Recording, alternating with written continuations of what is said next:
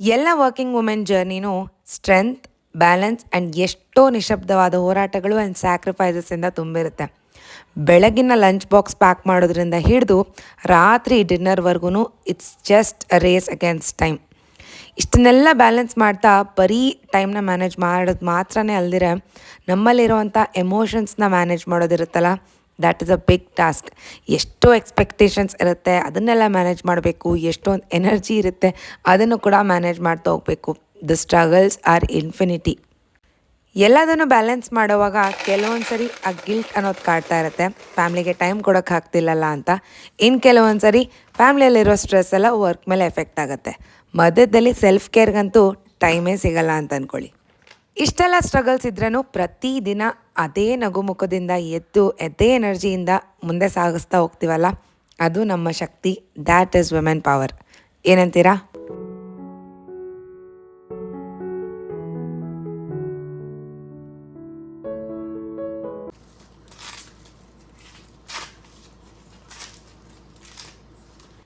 ಇವತ್ತಿನ ಲಂಚ್ ಬಾಕ್ಸ್ಗೆ ನಾನು ವೈಟ್ ಸಾಸ್ ಪಾಸ್ತಾನ ಮಾಡ್ಕೊತಾ ಇದ್ದೀನಿ. ಆರ್ಯನ್ಗೆ ಇವತ್ತು ಫೀಲ್ಡ್ ಟ್ರಿಪ್ ಇರೋ ಕಾರಣದಿಂದ ಪಾಸ್ತಾ ಬೇಕು ಅಂತ ಕೇಳಿದ್ದ. ಸೊ ವೆರಿ ಸಿಂಪಲ್ ಆಗಿ ಮುಗ್ದೋಯ್ತು ಇವತ್ತಿನ lunch box. White sauce pasta every time ನಾನು ಬಳಸೋದು ವೀಟ್ ಪಾಸ್ತಾ ಆಗಿರುತ್ತೆ. ಆ್ಯಂಡ್ ಇವತ್ತು ಪಾಸ್ತಾ ಜೊತೆಗೆ ಕಾರ್ನ್ನ ಕೂಡ ಆ್ಯಡ್ ಮಾಡ್ಕೊತಾ ಇದ್ದೀನಿ.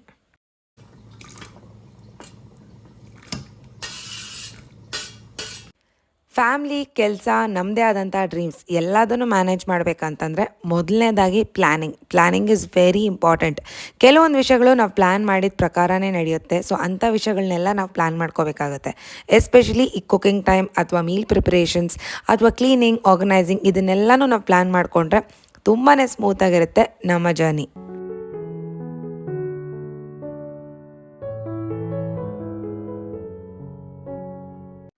ನಾನು ಪಾಸ್ತಾನ ಹೇಗೆ ಮಾಡ್ಕೊತೀನಿ ಅಂತ ರೆಸಿಪಿನ ನಿಮ್ಮ ಜೊತೆ ಶೇರ್ ಮಾಡ್ಕೊತೀನಿ. ಒಂದು ಫ್ರೈಯಿಂಗ್ ಪ್ಯಾನ್ಗೆ ನೀವು ಬೆಣ್ಣೆನ ಆ್ಯಡ್ ಮಾಡ್ಕೋಬೇಕು. ಆ್ಯಂಡ್ ಇದಕ್ಕೆ ನಿಮ್ಗೆ ಗಾರ್ಲಿಕ್ ಫ್ಲೇವರ್ ಇಷ್ಟ ಅಂತಂದರೆ ಎಷ್ಟು ಬೇಕಾದರೂ ಅಷ್ಟು ಗಾರ್ಲಿಕ್ನ ಫೈನಾಗಿ ಚಾಪ್ ಮಾಡಿಕೊಂಡು ಆ್ಯಡ್ ಮಾಡ್ಕೋಬೇಕಾಗುತ್ತೆ. ಆ್ಯಂಡ್ ಇದಕ್ಕೆ ನಾವು ಯಾವುದೇ ರೀತಿಯಾದಂಥ ತರಕಾರಿ ಬೇಕಂದ್ರೂ ಆ್ಯಡ್ ಮಾಡ್ಕೋಬೋದು. ಕೆಲವರು ಬ್ರಾಕ್ಲಿ ಆ್ಯಡ್ ಮಾಡ್ತಾರೆ, ಕೆಲವರು ಕ್ಯಾಪ್ಸಿಕಮ್ ಆ್ಯಡ್ ಮಾಡ್ತಾರೆ. ನಾನು ಅದನ್ನ ಯಾವುದೂ ಆ್ಯಡ್ ಮಾಡಿಲ್ಲ. ಇವತ್ತು ಜಸ್ಟ್ ಕಾರ್ನ್ ಆ್ಯಡ್ ಮಾಡ್ತಾ ಇದ್ದೀನಿ. ಆ್ಯಂಡ್ ನಾನು ಮಾಡ್ಕೊತಾ ಇರೋದು ವೈಟ್ ಸಾಸ್ ಪಾಸ್ತಾ.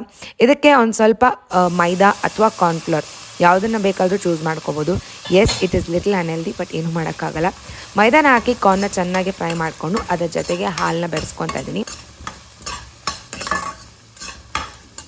ಹಾಲನ್ನ ಆ್ಯಡ್ ಮಾಡಿದ ನಂತರ ಕಂಟಿನ್ಯೂಸ್ ಆಗಿ ನಾವು ಸ್ಟರ್ ಮಾಡ್ತಾನೆ ಇರಬೇಕು. ಆ್ಯಂಡ್ ಇದಕ್ಕೆ ನಾವು ಯಾವುದೇ ರೀತಿಯಾದಂಥ ಸೀಸನಿಂಗ್ಸ್ನ ಆ್ಯಡ್ ಮಾಡ್ಕೋಬೋದು. ನಾನಿವತ್ತು ಚಿಲ್ಲಿ ಫ್ಲೇಕ್ಸ್ ಆ್ಯಂಡ್ ಒರಿಗ್ಯಾನೋ ಇವೆರಡನ್ನು ಆ್ಯಡ್ ಮಾಡಿದ್ದೀನಿ. ಆ್ಯಂಡ್ ಸಾಲ್ಟ್ ಅಂತೂ ಮರಿಬೇಡಿ.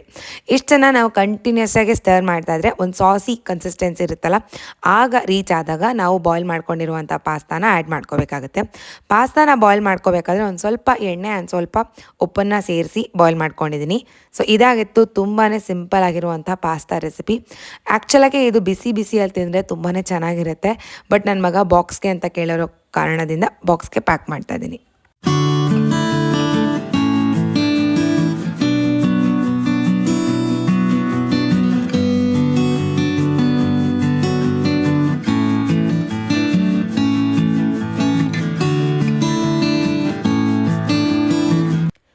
ಇದರ ಜೊತೆಗೆ ಸ್ನ್ಯಾಕ್ಗೆ ಅಂತ ನಾನು ಮ್ಯಾಂಗೋನ ಪ್ಯಾಕ್ ಮಾಡ್ಕೊತಾ ಇದ್ದೀನಿ. ಪುಟ್ಟಗೆ ಗೊತ್ತಿರೋವಂಥ ಫ್ರೆಂಡ್ ಒಬ್ಬರು ಅವ್ರದ್ದೇ ಆದಂಥ ತೋಟದಿಂದ ಇಷ್ಟೊಂದು ಮಾವಿನ ಹಣ್ಣನ್ನು ಕಳಿಸಿದ್ರು. ತುಂಬಾ ಟೇಸ್ಟಿಯಾಗಿತ್ತು, ತುಂಬಾ ಯಮ್ಮಿಯಾಗಿತ್ತು. ಸೊ ಎವ್ರಿ ಡೇ ಅವತ್ತಿನಿಂದ ನಮಗೆ ಸ್ನ್ಯಾಕ್ಗೆ ಅಂತ ಮ್ಯಾಂಗೋನೇ ಪ್ಯಾಕ್ ಮಾಡ್ಕೊತಾ ಇದ್ದೀವಿ.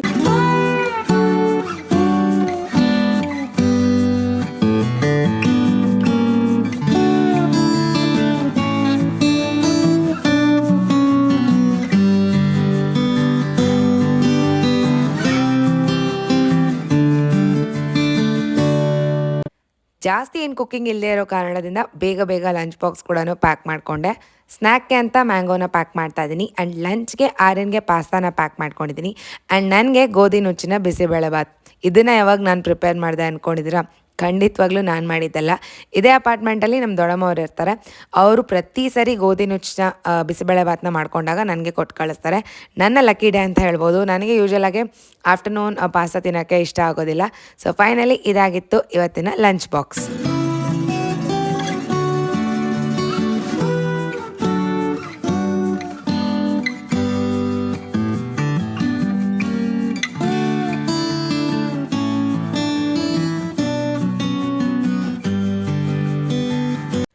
ಎಲ್ಲದನ್ನು ಬ್ಯಾಲೆನ್ಸ್ ಮಾಡಬೇಕಾದ್ರೆ ಪ್ಲ್ಯಾನಿಂಗ್ ಎಷ್ಟು ಮುಖ್ಯ ಆಗಿರುತ್ತೋ ಟೈಮ್ ಮ್ಯಾನೇಜ್ಮೆಂಟ್ ಕೂಡ ಅಷ್ಟೇ ಮುಖ್ಯವಾಗಿರುತ್ತೆ. ಯಾವ ಟಾಸ್ಕ್ನ ಎಷ್ಟು ಟೈಮಲ್ಲಿ ಮುಗಿಸ್ತೀವಿ ಅಂತ ನಮಗೆ ಮಾತ್ರನೇ ಗೊತ್ತಿರುತ್ತೆ. ಅದನ್ನು ನೋಡಿಕೊಂಡು ನಾವು ದಿನಪೂರ್ತಿ ಪ್ಲ್ಯಾನ್ ಮಾಡ್ಕೋಬೇಕಾಗತ್ತೆ.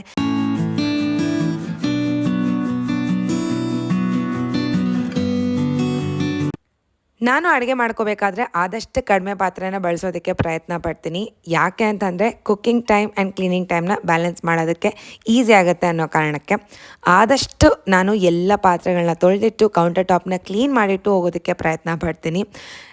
ವಾಪಸ್ ಮನೆಗೆ ಬಂದಾಗ ಕ್ಲೀನ್ ಆ್ಯಂಡ್ ಆರ್ಗನೈಸ್ಡ್ ಕಿಚನ್ನ ನೋಡಿದಾಗ ನಮ್ಮ ಮೈಂಡ್ ಕೂಡ ಅದೇ ಥರ ರಿಲ್ಯಾಕ್ಸ್ಡ್ ಅಂತ ಅನಿಸುತ್ತೆ.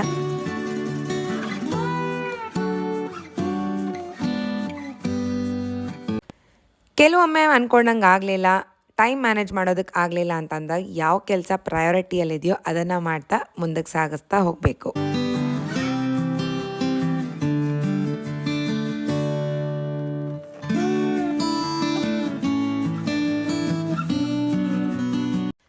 ಇವತ್ತು ಎಕ್ಸ್ಟ್ರಾ ಟೈಮ್ ಇತ್ತು. ಈ ಥರ ಎಕ್ಸ್ಟ್ರಾ ಟೈಮ್ ಇದ್ದಾಗ ಬೇರೆ ಯಾವುದಾದ್ರೂ ಕೆಲಸಗಳು ಪೆಂಡಿಂಗ್ ಇದ್ದರೆ ಅದನ್ನೆಲ್ಲ ಮಾಡ್ಕೊತೀನಿ. ಇವತ್ತು ವಾಷಿಂಗ್ ಮಿಷಿನ್ಗೆ ಲೋಡ್ ಮಾಡಿಟ್ಟು ಹೋಗೋಣ ಅಂತ ಆ ಕೆಲಸ ಕೂಡ ಮಾಡ್ಕೊತಾ ಇದ್ದೀನಿ.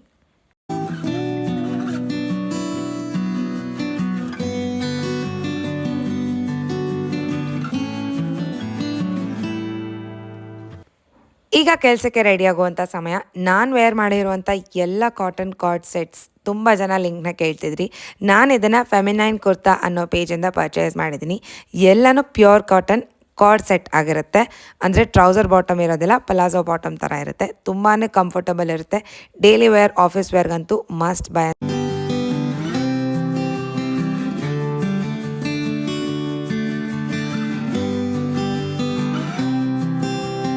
ಇಂಪಾರ್ಟೆಂಟ್ ಕೆಲಸಗಳನ್ನ ಮಾಡ್ತಾ ಮಾಡ್ತಾ ಈ ಸಣ್ಣ ಪುಟ್ಟ ಕೆಲಸಗಳನ್ನ ಮರೆಯೋದು ತುಂಬಾ ಸಹಜ. ಅದರಲ್ಲಿ ನನಗೆ ಈ ಟು ಡೂ ಲಿಸ್ಟ್ ತುಂಬಾ ಹೆಲ್ಪ್ಫುಲ್ ಅಂತ ಹೇಳ್ಬೋದು. ಒಂದು ಸರಿ ನಾನು ಏನೇನು ಟಾಸ್ಕ್ನ ಮಾಡಬೇಕು ಅಂತ ಬರೆದಿಟ್ಕೊಂಡ್ರೆ ಅದು ನನ್ನ ಮೈಂಡಲ್ಲಿ ರಿಜಿಸ್ಟರ್ ಆಗುತ್ತೆ. ಆಗ ನಾನು ಮರೆಯೋದಕ್ಕೆ ಚಾನ್ಸೇ ಇಲ್ಲ.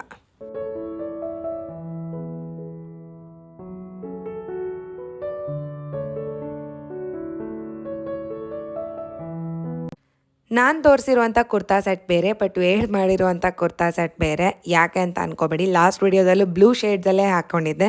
ಸೊ ಈ ಸರಿ ಬೇರೆ ಚೇಂಜ್ ಮಾಡೋಣ ಅಂತ ಇದನ್ನು ಇಮಿಡಿಯೇಟಾಗೆ ಚೇಂಜ್ ಮಾಡ್ಕೊಂಡಿದ್ದೀನಿ. ಈಗ ಬೇಗ ಬೇಗ ಕೆಲಸಕ್ಕೆ ರೆಡಿ ಆಗ್ತಾ ಇದ್ದೀನಿ.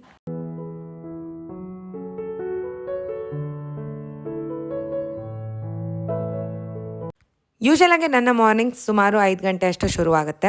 ಲಂಚ್ ಬಾಕ್ಸ್ ಪ್ಯಾಕ್ ಮಾಡ್ತಾ, ಅಡುಗೆ ಮಾಡ್ತಾ, ನಾನು ರೆಡಿ ಆಗ್ತಾ ಎಲ್ಲದನ್ನು ನಾನು ರ್ಯಾಪಪ್ ಮಾಡಬೇಕಾಗಿರೋದು ಆಲ್ಮೋಸ್ಟ್ 7:30 ಅಷ್ಟೊತ್ತಿಗೆ. ಇಷ್ಟಾಗಿರುತ್ತೆ ನನ್ನ ಮಾರ್ನಿಂಗ್ ರೊಟೀನ್.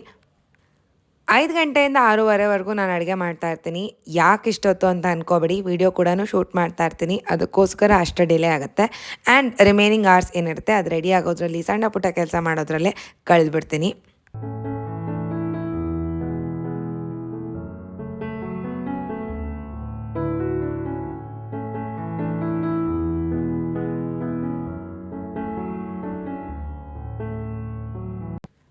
ಬೇಗ ಬಿಡೋದಕ್ಕೆ ಇನ್ನೊಂದು ಕಾರಣ ಟ್ರಾಫಿಕ್. ನಾವು ಎಷ್ಟೇ ಬೇಗ ಬಿಟ್ರೂ ಕೆಲವೊಂದು ಸರಿ ತುಂಬಾ ಟ್ರಾಫಿಕಲ್ಲಿ ಸಿಗಾಕೊಂಡ್ಬಿಡ್ತೀವಿ. ಆಗ ತುಂಬಾ ಡಿಲೇ ಆಗುತ್ತೆ. ಟೀಚರೇ ಲೇಟಾಗಿ ಹೋಗ್ಬಿಟ್ರೆ ಇನ್ನು ಮಕ್ಕಳಿಗೆ ಏನು ತಾನೇ ಪಾಠ ಹೇಳ್ಕೊಡೋಕ್ಕಾಗುತ್ತೆ. ಸೊ ಆದಷ್ಟು ಬೇಗ ಬೇಗ ನಾನು ಸ್ಕೂಲ್ಗೆ ರೀಚ್ ಆಗೋದಕ್ಕೆ ಟ್ರೈ ಮಾಡ್ತೀನಿ.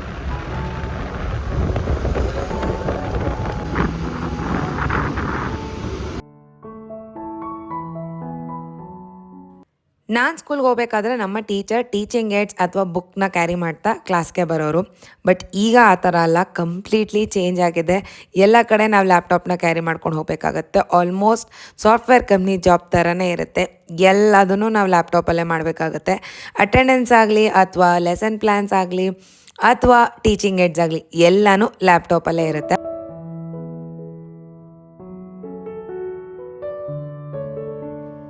ಸ್ಕೂಲಲ್ಲಿ ಸುಮಾರು 7 ಗಂಟೆಗಳ ಕಾಲ ನನ್ನ ದಿನ ಹೀಗೇ ನಡೀತಾ ಇರುತ್ತೆ. ಪಾಠಗಳು ಮಾಡ್ತಾ, ಕರೆಕ್ಷನ್ಸ್ ಮಾಡ್ತಾ, ಮಕ್ಕಳ ಕತೆಗಳನ್ನ ಕೇಳ್ತಾ ಕೇಳ್ತಾ ದಿನ ಹೀಗೇ ಕಳೆದೋಗುತ್ತೆ. ಆಗಾಗ ಮಧ್ಯದಲ್ಲಿ ಫ್ರೀ ಇದ್ದಾಗ ಸಣ್ಣ ಪುಟ್ಟ ಕ್ಲಿಪ್ಪಿಂಗ್ಸ್ನ ಶೂಟ್ ಮಾಡ್ಕೊಂಡಿದ್ದೀನಿ.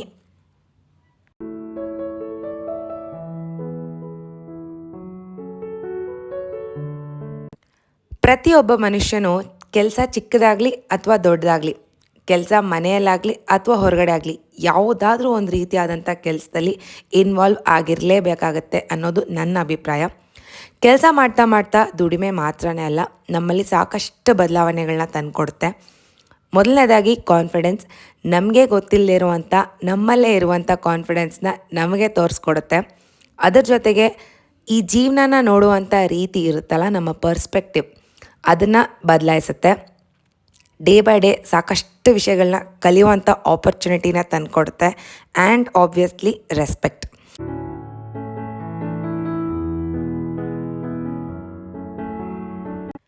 ಕೆಲಸ ಎಲ್ಲ ಮುಗಿಸ್ಕೊಂಡು ಮನೆಗೆ ಬಂದಾದಮೇಲೆ ಎಲ್ಲೋ ಒಂದು ಕಡೆ ಮನಸ್ಸು ನಿರಾಳವಾಗಿ ನೆಮ್ಮದಿಯಾಗಿರುತ್ತೆ. ಆದರೆ ಇನ್ನೊಂದು ಕಡೆ ಮನೇಲಿರುವಂಥ ಸಾಕಷ್ಟು ಕೆಲಸಗಳು ಹಾಗೆ ಒಂದೊಂದಾಗೆ ಕಣ್ಮುಂದೆ ಬರ್ತಾ ಹೋಗುತ್ತೆ.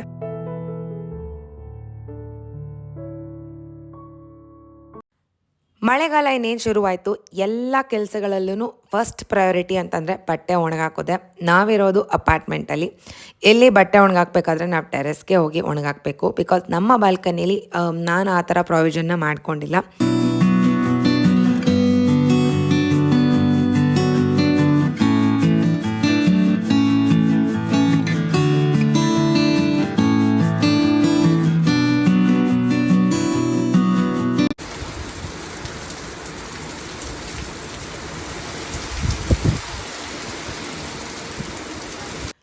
ನೋಡ್ತಾ ನೋಡ್ತಾ ಮಳೆ ಕೂಡ ಶುರುವಾಯಿತು.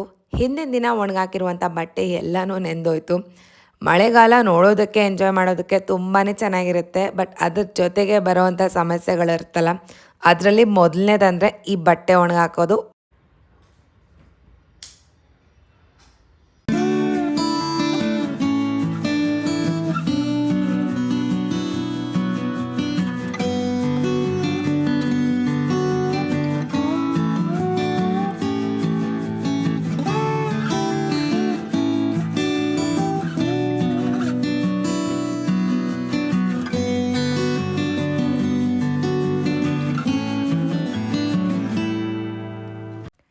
ಇಷ್ಟೆಲ್ಲ ಕೆಲಸ ಮುಗಿಯೋಷ್ಟೊತ್ತಿಗೆ ಸುಮಾರು 5 ಗಂಟೆ ಆಗುತ್ತೆ. And now I am back to my kitchen.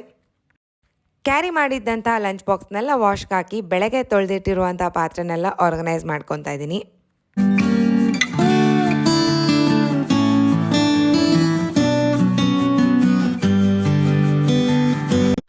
ಯೂಶಲಾಗಿ ಈ ಟೈಮಲ್ಲಿ ನಾನು ಕಾಫಿ ಅಥವಾ ಟೀನ ಕುಡಿಯೋದು ಅಭ್ಯಾಸ. ಬಟ್ ಇವತ್ತು ನಾನು ಟೊಮ್ಯಾಟೊ ಸೂಪ್ನ ಪ್ರಿಪೇರ್ ಮಾಡ್ಕೊತಾ ಇದ್ದೀನಿ.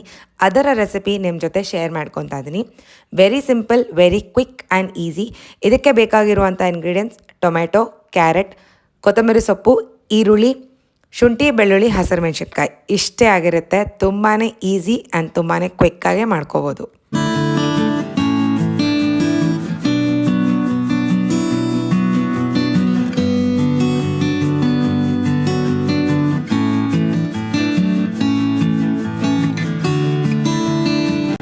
ಯೂಶಲಾಗಿ ನಾವು ಕೊತ್ತಂಬರಿ ಸೊಪ್ಪನ್ನ ಕ್ಲೀನ್ ಮಾಡ್ಕೋಬೇಕಾದ್ರೆ ಅದ್ರ ಸ್ಟಿಕ್ಸ್ ಏನಿರುತ್ತೆ, ಕಡ್ಡಿಗಳು, ಅದನ್ನು ಯಾವುದನ್ನು ವೇಸ್ಟ್ ಮಾಡೋಕ್ಕೆ ಹೋಗಬಾರ್ದು. ಎಲ್ಲನೂ ಈ ಥರ ಸೂಪ್ ಮಾಡೋವಾಗ ತುಂಬಾ ಯೂಸ್ಫುಲ್. ಎಲ್ಲ ಇಂಗ್ರೀಡಿಯೆಂಟ್ಸ್ನ ರಫ್ ಆಗಿ ಚಾಪ್ ಮಾಡ್ಕೊಂಡಿದ್ದೀನಿ. ಈಗ ಒಂದು ಪ್ರೆಷರ್ ಕುಕ್ಕರ್ಗೆ ಒಂದು ಸ್ವಲ್ಪ ಬಟರ್ ಹಾಕಿ ಎಲ್ಲ ಇಂಗ್ರೀಡಿಯೆಂಟ್ಸ್ನ ಆ್ಯಡ್ ಮಾಡಿ, ಸ್ವಲ್ಪ ಕ್ವಾಂಟಿಟಿ ನೀರನ್ನ ಆ್ಯಡ್ ಮಾಡಿ, ಸಾಲ್ಟ್ ಆ್ಯಂಡ್ ಅದರ ಜೊತೆಗೆ ಅರ್ಧ ಇಂಚಷ್ಟು ಚಕ್ಕೆನ ಆ್ಯಡ್ ಮಾಡಿ ಒಂದು 2 ವಿಸಿಲ್ ಬರೋವರೆಗೂ ಬೇಯಿಸ್ಕೋಬೇಕಾಗತ್ತೆ.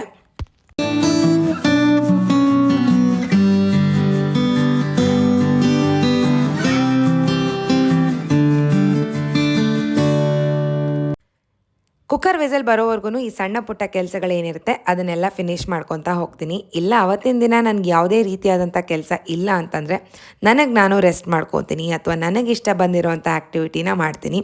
ಆ್ಯಂಡ್ ಈ ಥರ ಕೆಲಸ ಮಾಡಬೇಕಾದ್ರೆ ಆದಷ್ಟು ನನ್ನ ಮಗನ್ನ ಕೂಡ ನಾನು ಇನ್ವಾಲ್ವ್ ಮಾಡ್ಕೊತೀನಿ.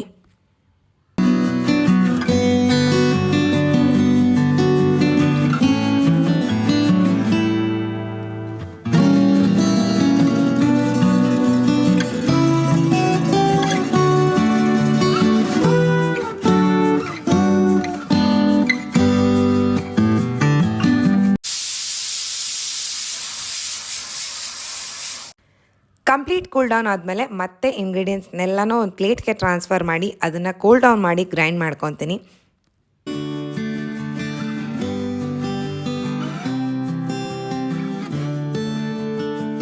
ಎಲ್ಲದನ್ನು ಮ್ಯಾನೇಜ್ ಮಾಡಬೇಕಾದ್ರೆ ನಮ್ಮ physical health as well as ನಮ್ಮ ಮೆಂಟಲ್ ಹೆಲ್ತ್ ಎರಡೂ ತುಂಬಾ ಇಂಪಾರ್ಟೆಂಟ್ ಆಗಿರುತ್ತೆ.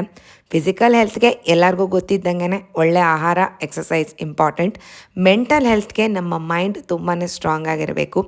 ಈ ಕೆಲಸ ನಮ್ಗೆ ಯಾವುದೇ ರೀತಿಯಾದಂಥ ಚಾಯ್ಸಸ್ ಆಗಿರೋದಿಲ್ಲ, ಮಾಡಲೇಬೇಕು ಅಂತಂದರೆ ನಮ್ಮ ಮೈಂಡ್ ಎಷ್ಟು ಪ್ರಿಪೇರ್ ಆಗಿರುತ್ತೋ ಅಷ್ಟು ನಮಗೆ ಕೆಲಸ ಸುಲಭವಾಗ್ತಾ ಹೋಗುತ್ತೆ, ಅಷ್ಟು ಸ್ಟ್ರೆಸ್ ಕೂಡ ಕಮ್ಮಿ ಆಗ್ತಾ ಇರುತ್ತೆ. ಅದೇ ಪ್ರೆಷರ್ ಕುಕ್ಕರ್ಗೆ ಒಂದು ಸ್ವಲ್ಪ ಬಟರ್ನ ಆ್ಯಡ್ ಮಾಡಿ, ಇನ್ನೊಂದು ಅರ್ಧ ಇಂಚಷ್ಟು ಚಕ್ಕೆನ ಆ್ಯಡ್ ಮಾಡಿದ್ದೀನಿ. ಚಕ್ಕೆ ಫ್ಲೇವರ್ ನಿಮ್ಗೆ ಇಷ್ಟ ಇಲ್ಲ ಅಂತಂದರೆ ಸ್ಕಿಪ್ ಮಾಡ್ಕೋಬೋದು. ಈಗ ಗ್ರೈಂಡ್ ಮಾಡ್ಕೊಂಡಿರುವಂಥ ಇಂಗ್ರೀಡಿಯೆಂಟ್ಸ್ನೆಲ್ಲನೂ ಆ್ಯಡ್ ಮಾಡಿದ್ದೀನಿ. ಎಷ್ಟು ಕನ್ಸಿಸ್ಟೆನ್ಸಿ ಬೇಕೋ ಅಷ್ಟು ವಾಟರ್ನ ಆ್ಯಡ್ ಮಾಡ್ಕೋಬೋದು. ನಾನು ಯಾವುದೇ ರೀತಿಯಾದಂಥ ಕಾರ್ನ್ ಸ್ಟಾರ್ಚ್ ಅಥವಾ ಸ್ಲರಿ ಪ್ರಿಪೇರ್ ಮಾಡ್ತಾರಲ್ಲ ಅದು ಯಾವುದೂ ಆ್ಯಡ್ ಮಾಡಿಲ್ಲ. ಈಗ ಒಂದು ಸ್ವಲ್ಪ ಸಾಲ್ಟ್ ಟೇಸ್ಟಿಗೆ ತಕ್ಕಂಗೆ ಬ್ಯಾಲೆನ್ಸ್ ಮಾಡಿಕೊಂಡು ಇನ್ನು ಪೆಪ್ಪರ್ ಪೌಡರ್ನ ಆ್ಯಡ್ ಮಾಡಿದ್ರೆ ಸಾಕು, ನಮ್ಮ ಸೂಪ್ ರೆಡಿ ಆಗುತ್ತೆ. ಕ್ವಿಕ್ಕಾಗೆ ಒಂದು ಬಾಯ್ಲ್ ಬರಬೇಕು ಅಷ್ಟೇ, ಸೂಪ್ ರೆಡಿ.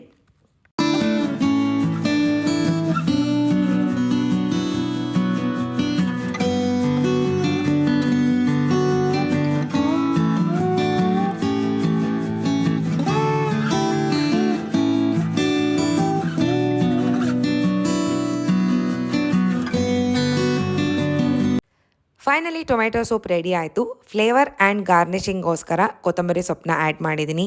ಈ ಸೂಪ್ ಖಂಡಿತವಾಗ್ಲೂ ಟ್ರೈ ಮಾಡಿ, ಮಕ್ಕಳಿಗಂತೂ ತುಂಬಾ ಇಷ್ಟ ಆಗುತ್ತೆ. ಆ್ಯಂಡ್ ನಿಮಗೆ ಕಾಫಿ ಟೀ ಅಭ್ಯಾಸ ಇದ್ದರೆ ಈಸಿಯಾಗೆ ತಪ್ಪೋಗುತ್ತೆ.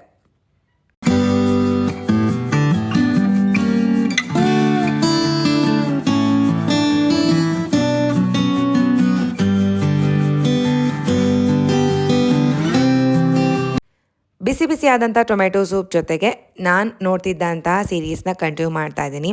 ಯೂಶಲಾಗೆ ಕ್ರೈಮ್ ಅಥವಾ ಥ್ರಿಲ್ಲರ್ ಜಾನರ್ ನನಗೆ ತುಂಬಾ ಇಷ್ಟ ಆಗುತ್ತೆ. Currently I am watching Criminal justice.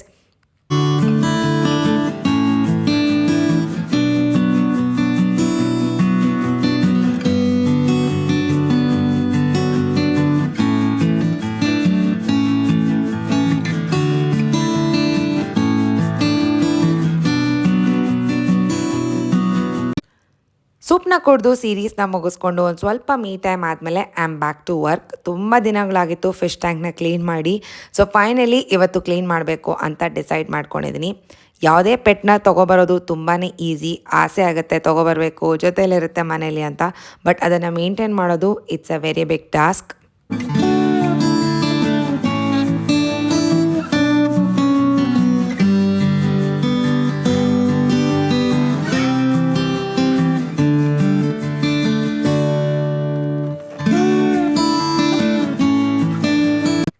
ಎಷ್ಟೇ ನೀಟಾಗಿ ಮೇಂಟೈನ್ ಮಾಡಿ ಟೈಮ್ಗೆ ಊಟ ಹಾಕಿದ್ರೂ ಕೆಲವೊಂದು ಫಿಶ್ಗಳು ಸತ್ತು ಹೋಗ್ತಾ ಇದೆ. ಏನು ಕಾರಣ ಅಂತ ನಾನು ಸ್ಟಿಲ್ ಫಿಗರ್ ಔಟ್ ಮಾಡ್ತಾ ಇದ್ದೀನಿ.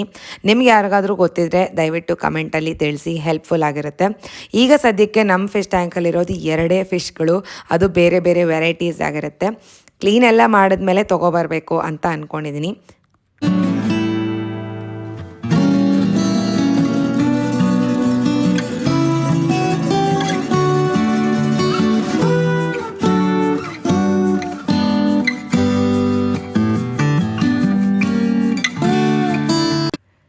ಫಿಶ್ ಟ್ಯಾಂಕ್ನ ಕ್ಲೀನ್ ಮಾಡಿದ್ದಾಯಿತು. ಅದರಲ್ಲಿರುವಂಥ ಐಟಮ್ಸ್ನೆಲ್ಲನೂ ಥರೋವಾಗೆ ಕ್ಲೀನ್ ಮಾಡ್ಕೊಂಡಿದ್ದೀನಿ. ಈಗ ವಾಪಸ್ ಎಲ್ಲನೂ ಅಸೆಂಬಲ್ ಮಾಡುವಂಥ ಸಮಯ. ಅಸೆಂಬಲ್ ಮಾಡಬೇಕಾದ್ರೆ ನನಗೆ ಗೊತ್ತಾಗಿದ್ದು ಮೋಟರ್ ಕೆಟ್ಟೋಗಿತ್ತು. ಸೊ ಮೋಟರ್ನ ತರೋವರೆಗೂ ಹೊಸ ಫಿಶ್ಗಳನ್ನ ತರೋದಕ್ಕೆ ಆಗೋದಿಲ್ಲ. ತುಂಬಾ ಟೆನ್ಷನ್ ಆಗ್ತಿತ್ತು, ಹೇಗೆ ಇರೋ ಫಿಶ್ಗಳೇ ಹೇಗೆ ಬದುಕುತ್ತೋ ಅಂತ. ಫೈನಲಾಗಿ ಅಮೆಝಾನಲ್ಲಿ ಆರ್ಡರ್ ಮಾಡಿ ಈಗ ಸದ್ಯಕ್ಕೆ ಫಿಶ್ ಟ್ಯಾಂಕ್ ಕರೆಕ್ಟಾಗಿ ವರ್ಕ್ ಆಗ್ತಿದೆ.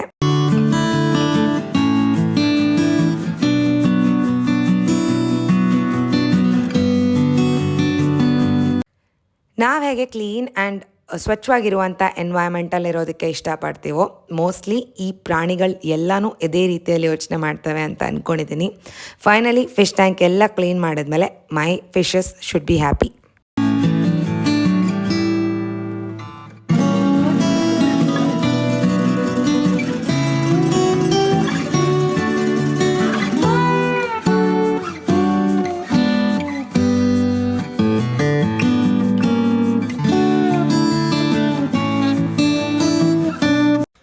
ಯೂಶಲಾಗೆ ನಾನು ಡಿನ್ನರ್ಸ್ ಜಾಸ್ತಿ ಪ್ರಿಪೇರ್ ಮಾಡ್ಕೊಳ್ಳೋದಿಲ್ಲ. ನಮ್ಮ ಮಮ್ಮಿ ಸಾಂಬಾರು ಅಥವಾ ಏನೇ ಮಾಡಿದ್ರೂ ಕೊಟ್ಟು ಕಳಿಸ್ತಾರೆ. ಬಟ್ ಇವತ್ತು ಅವರು ಇರಲಿಲ್ಲ, ಹೊರಗಡೆ ಹೋಗಿದ್ದರು. ಅದಕ್ಕೋಸ್ಕರ ನಾನೇ ಡಿನ್ನರ್ನ ಪ್ಲ್ಯಾನ್ ಮಾಡ್ಕೋಬೇಕಾಗತ್ತೆ. It was very unexpected. So ಸಡನ್ನಾಗಿ ಏನು ಮಾಡೋದು ಅಂತ ತುಂಬಾ ಯೋಚನೆ ಮಾಡಿ ವೆಜಿಟೇಬಲ್ ಪನ್ನೀರ್ ರೋಲ್ನ ಪ್ರಿಪೇರ್ ಮಾಡೋಣ ಅಂತ ಡಿಸೈಡ್ ಮಾಡ್ಕೊಂಡಿದ್ದೀನಿ.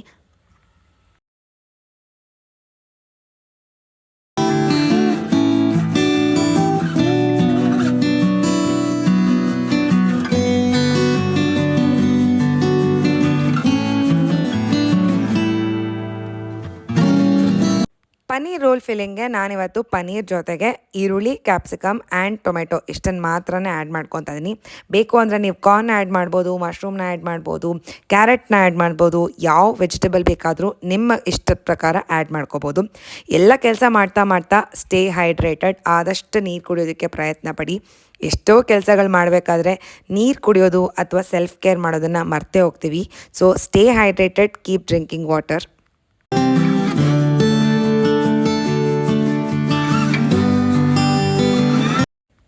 ಈಗ ಮೊದಲನೇದಾಗಿ ಪನ್ನೀರ್ನ ಮ್ಯಾರಿನೇಟ್ ಮಾಡ್ಕೋಬೇಕಾಗತ್ತೆ. ಒಂದು ಬೌಲ್ಗೆ ಒಂದು ಸ್ವಲ್ಪ ಎಣ್ಣೆನ ಹಾಕ್ಕೊಂಡಿದ್ದೀನಿ. ಅದರ ಜೊತೆಗೆ ನಮಗೆ ಬೇಕಾಗಿರುವಂಥ ಎಲ್ಲ ಮಸಾಲಾಸ್ನ ಆ್ಯಡ್ ಮಾಡ್ಕೋಬೋದು. ಇವತ್ತು ನಾನು ಚಿಲ್ಲಿ ಪೌಡರ್, ಧನಿಯಾ ಪೌಡರ್, ಗರಂ ಮಸಾಲ ಪೌಡರ್, ಅದ್ರ ಜೊತೆಗೆ ಒಂದು ಸ್ವಲ್ಪ ಚಿಕನ್ ಮಸಾಲ ಪೌಡರ್ನ ಕೂಡ ಆ್ಯಡ್ ಮಾಡಿದ್ದೀನಿ. ಇದ್ರ ಜೊತೆಗೆ ಮೊಸರು, ಶುಂಠಿ ಬೆಳ್ಳುಳ್ಳಿ ಪೇಸ್ಟ್ ಆ್ಯಂಡ್ ಒಂದು ಸ್ವಲ್ಪ ಲೆಮನ್ ಇಷ್ಟನ್ನು ಆ್ಯಡ್ ಮಾಡಿ ಚೆನ್ನಾಗಿ ಮಿಕ್ಸ್ ಮಾಡಿಕೊಂಡು ನಮ್ಮ ಪನ್ನೀರ್ನ ಆ್ಯಡ್ ಮಾಡಿ ಒಂದು 10-15 ಮಿನಿಟ್ಸ್ ಮ್ಯಾರಿನೇಟ್ ಮಾಡಬೇಕಾಗತ್ತೆ.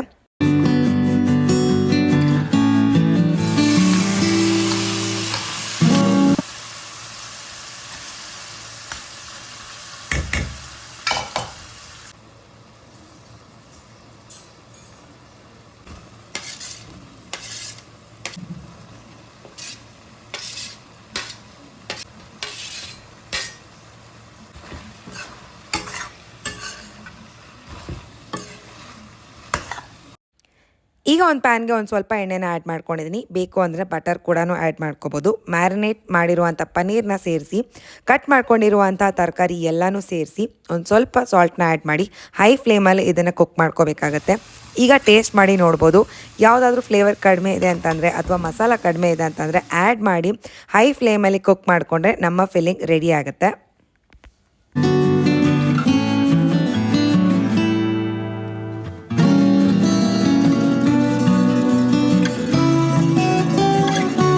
ಟೈಮ್ ಇದೆ ಅಂತಂದರೆ ಮನೇಲೇ ಚಪಾತಿ ಮಾಡಿಕೊಂಡು ಈ ಫಿಲ್ಲಿಂಗ್ನ ಆ್ಯಡ್ ಮಾಡಿ ರೋಲ್ ಮಾಡಿಕೊಂಡು ತಿನ್ಬೋದು. ಟೇಸ್ಟ್ ತುಂಬಾ ಚೆನ್ನಾಗಿರುತ್ತೆ ಆ್ಯಂಡ್ ಹೆಲ್ದಿ ಕೂಡ ಇರುತ್ತೆ. ಬಟ್ ಇಷ್ಟೆಲ್ಲ ಕೆಲಸ ಮಾಡಿ ನನಗೆ ಅಷ್ಟು ಪೇಷನ್ಸ್ ಇರಲಿಲ್ಲ. ಸೊ ಹೊರಗಡೆಯಿಂದ ಈ ಮಲಬಾರ್ ಪರೋಟನ ತರಿಸ್ಕೊಂಡಿದ್ದೀನಿ. ಫಿಲ್ಲಿಂಗ್ನ ಆ್ಯಡ್ ಮಾಡಿ ಒಂದು ಸ್ವಲ್ಪ ಕೆಚಪ್ನ ಆ್ಯಡ್ ಮಾಡಿ ರೋಲ್ ಮಾಡಿಕೊಂಡ್ರೆ ನಮ್ಮ ಪನ್ನೀರ್ ವೆಜಿಟೇಬಲ್ ರೋಲ್ ರೆಡಿ ಆಗುತ್ತೆ. ತುಂಬಾ ಟೇಸ್ಟಿಯಾಗಿರುತ್ತೆ, ಕ್ವಿಕ್ ಆಗಿರುತ್ತೆ ಆ್ಯಂಡ್ ಫುಲ್ ಫಿಲ್ಲಿಂಗ್ ಆಗಿ ಕೂಡ ಇರುತ್ತೆ.